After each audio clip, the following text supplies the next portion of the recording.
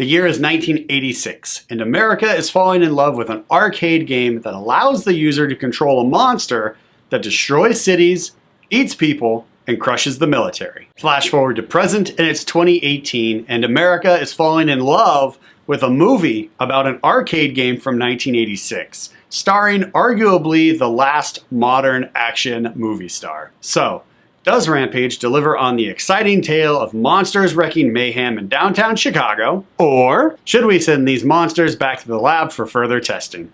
Let's talk about it in this review. The movie begins in outer space where a genetically altered rat is destroying a space station. Yep, and that's basically everything you need to know about this movie. It starts with something absurd and then continues its popcorn munching movie madness to climax. The writing in this film truly did make it feel like they were really trying to create something believable, create characters with heart, while all of this madness and craziness with monsters destroying Chicago was taking place on the big screen.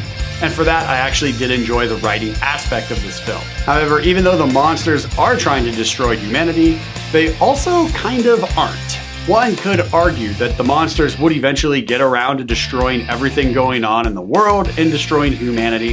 However, in this film, they mostly keep to themselves kind of in the areas where they exist until a frequency is sent out from the tower in Chicago where they were created, which calls them back to Chicago. Now let's go ahead and add the brother and sister combo who run the testing facility, who run the corporation, who are a bit of business moguls, meets mad scientists, meets war profiteers. There's a lot going on in this family. And then we're going to add an ex-employee of theirs who has a personal vendetta against them. And then we're going to add a cowboy who is also kind of like NSA meets CIA meets military intelligence. And then to top it all off, we're going to add monsters and most importantly, The Rock. In short, this movie felt like a Saturday morning cartoon from the 1980s that I used to watch, brought to life on the big screen. So fun! But now let's talk visuals. When we see a trailer for a film, we understand that this is just an advertisement and not everything is done as far as special effects and post are concerned. So when we go to see the movie, we have an expectation that what we saw in the trailer will actually look better in the final product because of all the time that they've had to put the final touches on it in post, really bringing everything to life. The trailer is an advertisement for something that's not yet finished, so we have something to look forward to once it's finished. However, the final product of Rampage looked way too similar to the trailers as far as CGI and special effects are concerned, which was a bit of a bummer. That's not to say that all the visual effects and visual styling did not work for me in this film. There were two instances that really stuck out that I particularly enjoyed. In the video game, you can eat the humans as they're trying to escape the buildings that you're destroying as the monster. Particularly, it's always a woman in a red dress. In this film, a woman in a red dress actually gets eaten by the gorilla, which was pretty great. Also, in the game, as the monster destroying buildings, you get to see people leaping out of the buildings trying to escape your mayhem.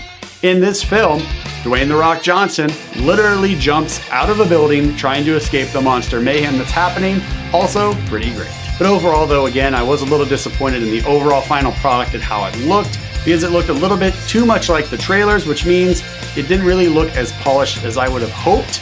But again, this felt like a Saturday morning cartoon from the 80s brought to life on the big screen, which was fun. Rampage is playing at your local movie theater right now. This film is the definition of a popcorn nonsense action flick that's just so much fun, reminding us of those great action nonsense films from the late 90s, early 2000s. It has monsters, it has over-the-top action sequences, it has plenty of explosions, it has basically the entire downtown city of Chicago destroyed by monsters, and it even has a few sex jokes peppered throughout the film. This movie epitomizes the infamous slogan, "Movies for guys who like movies." However, and unfortunately, this film does not sell me enough to recommend that you guys get out of your house and spend your time, and more importantly, your hard-earned dollars, on a big screen viewing of this film.